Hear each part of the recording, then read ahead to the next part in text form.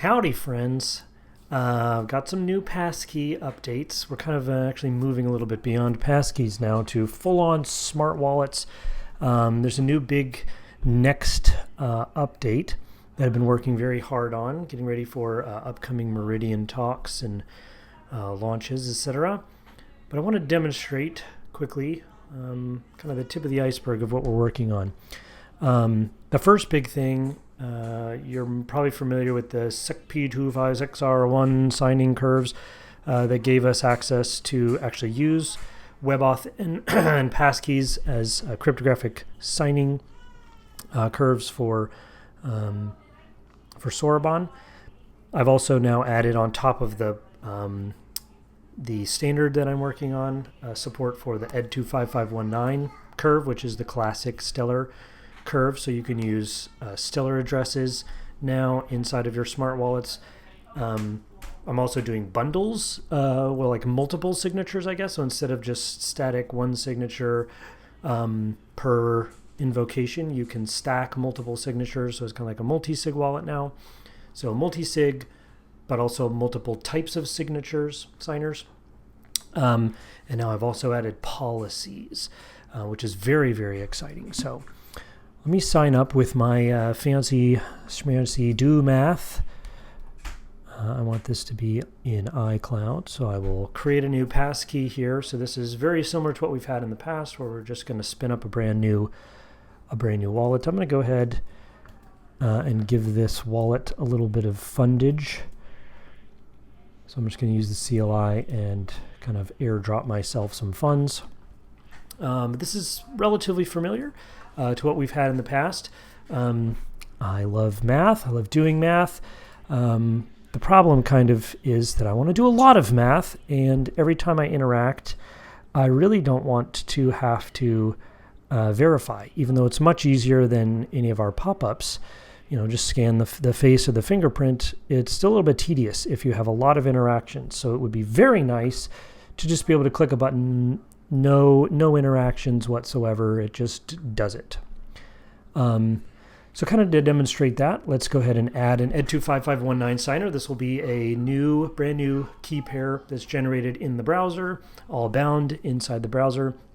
Don't need to add lumens to this address at all. It just adds the public key as a signer to my smart wallet alongside the SecP256R1 passkey signer. So we'll just do that. Yes, please. So I'd like you to add that signer. And now that we have this signer attached to our smart wallet, we can use it to do interactionless signatures. So when I click Do Math with the ED25519 signer, no pop-ups, no anything, just does the math. This is great. This is really convenient, with one massive caveat that you're all probably thinking, because you're smart. Hold up. Get my face back up here.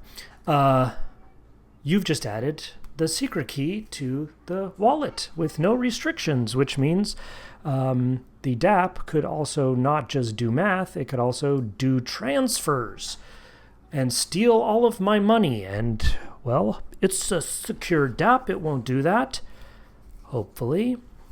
Right? This is not secure. This is not what we want to do. And so what we're going to end up doing is adding a policy on top of the ED25519 signer so that they kind of work in tandem. The policy is this new type of signer that is a smart contract. So there will be a little snippet of code that will run alongside, in this case, the ED25519 signer that will restrict what that ED25519 signer can actually do.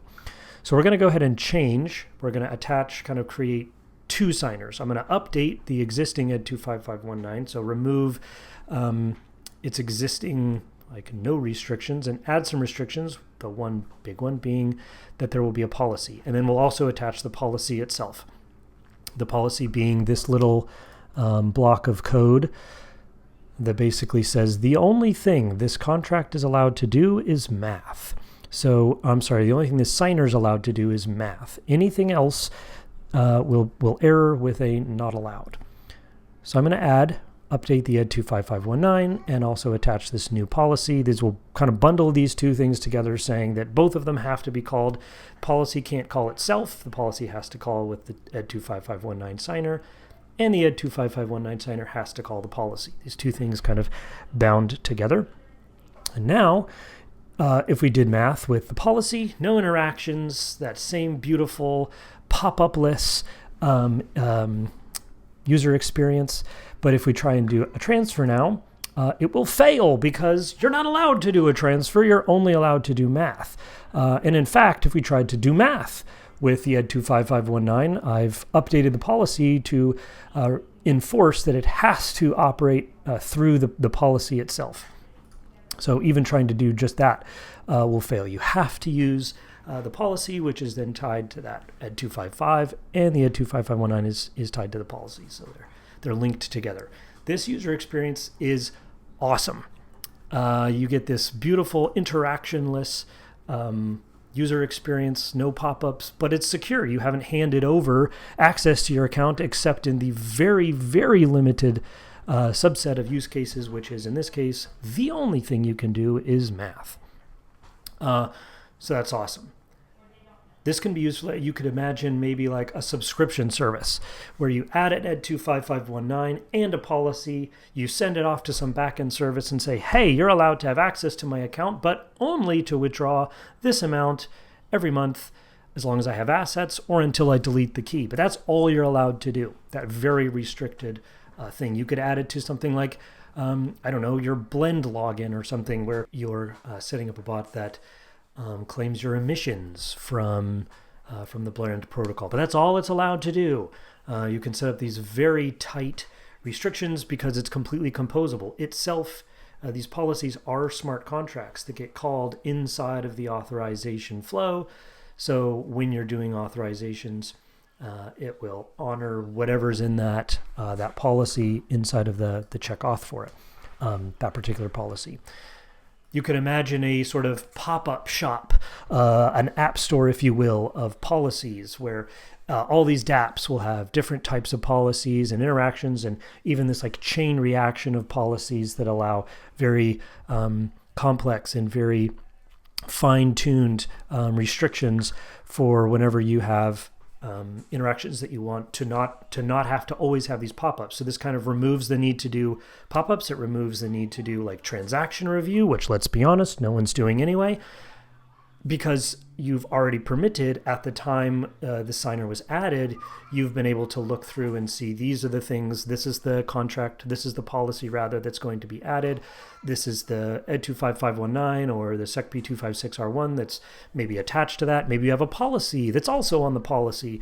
You can do all kinds of magical, wonderful, incredible things here that make the developer experience, the user experience, so nice, so much better than it currently is, and even rivals Web 2. So you get all of the benefits of Web 3 without any of the heinous, awful user experience that we've foisted upon users for the last decade. This is a major advance in user experience because it just behaves like you would expect. The way Web 2 works when you're doing something like an OAuth login, right? You can tweet for me, you can read my tweets, but don't you dare delete tweets or something like that. You get a very similar experience where here's the policy, here's what it's allowed to do, and once you've allowed it, you have that as a signer on your smart wallet. It can interact. You can set it maybe as a temporary signer. So after 6 months or 3 months or whatever the time frame is, it will expire. Or you can bake in expiry in the policy itself to where after a certain date, it doesn't work anymore. There's really, it's completely flexible in how you want to actually build out these policies. And then we get popular ones that are well trusted based off of popular dApps that are used. And we don't have to do this madness of reviewing transactions and signing for every little button click. It's just a beautiful user experience. So I'm incredibly excited about this. Really hope people will start playing around with it, building out policies, seeing what's possible now with this big update to the passkey kit that I've been working on for the past couple of weeks. Let me know what you think. Join our Discord. To comment, review the code and start writing some policies. Thanks.